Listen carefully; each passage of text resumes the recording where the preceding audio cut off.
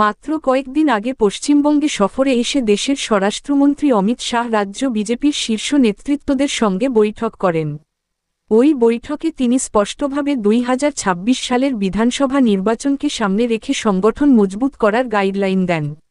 বিশেষ করে বুথ স্তরের সংগঠনকে শক্তিশালী করার উপর তিনি জোর দেন এবং জানান, বুথ জয়ই নির্বাচনের জয়ের মূল চাবিকাঠি।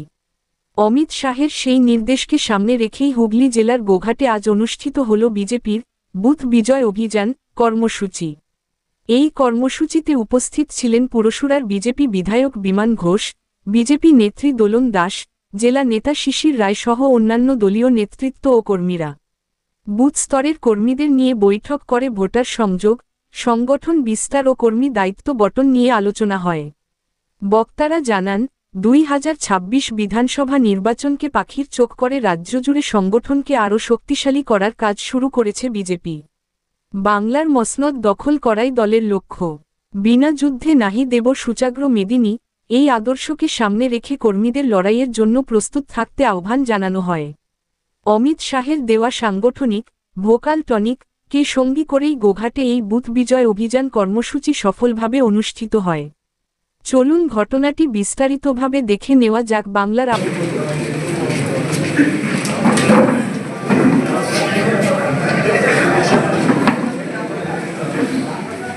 এখন সমস্ত সম্মানীয় পদাধিকারী ও সদস্যবৃন্দ, রাজ্য কমিটি তথা ন্যাশনাল এক্সিকিউটিভ বা কাউন্সিলের মেম্বারগণ, এই মণ্ডলের এই বিধানসভার 4টি মণ্ডলের 4 জন সম্মানীয় সভাপতি ও সভানেত্রীগণ উপস্থিত রয়েছেন।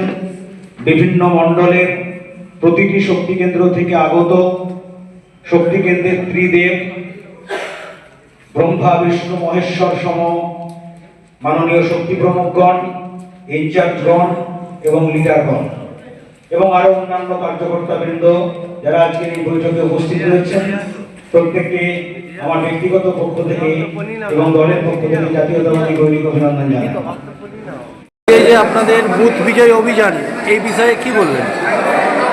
আমাদের বুথ বিজয় অভিযানের সাংগঠনিক মিটিং, যেটা গোঘাট বিধানসভায় হয়েছে। পশ্চিমবঙ্গে 294টা যে বিধানসভা আছে, 294টা বিধানসভাতে মিটিং হয়।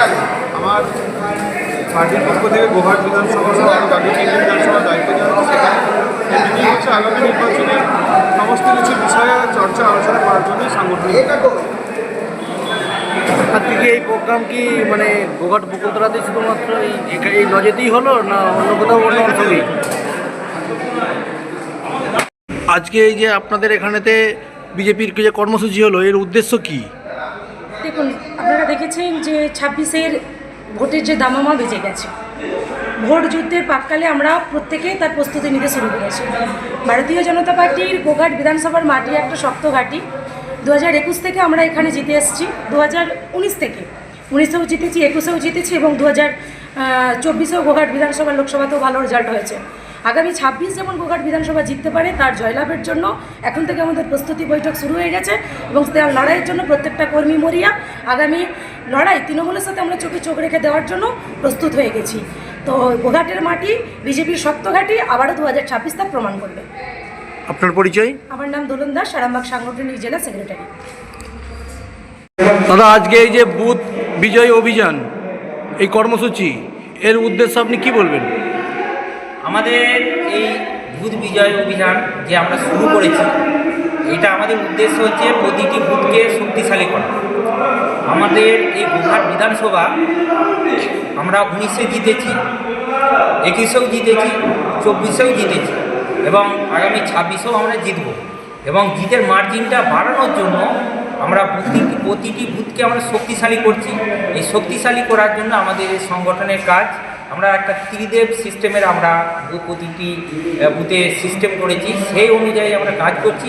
প্রতিটি বুথেতে আমরা জিতব এই আশা রেখে সেইভাবে আমরা সংগঠন সাজিয়ে যাচ্ছি।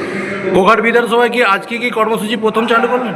না, কর্মসূচি আমাদের চলছে, কর্মসূচি কন্টিনিউ চলে যাচ্ছে। এসআইয়ের প্রোগ্রাম হয়েছিল, আজকে বুথের প্রোগ্রাম হয়েছে, আজকে বিধানসভা অনুযায়ী হলো, এরপর মণ্ডল ভিত্তিক হবে, তারপর শক্তিকেন্দ্র প্রমুখ অনুযায়ী হবে।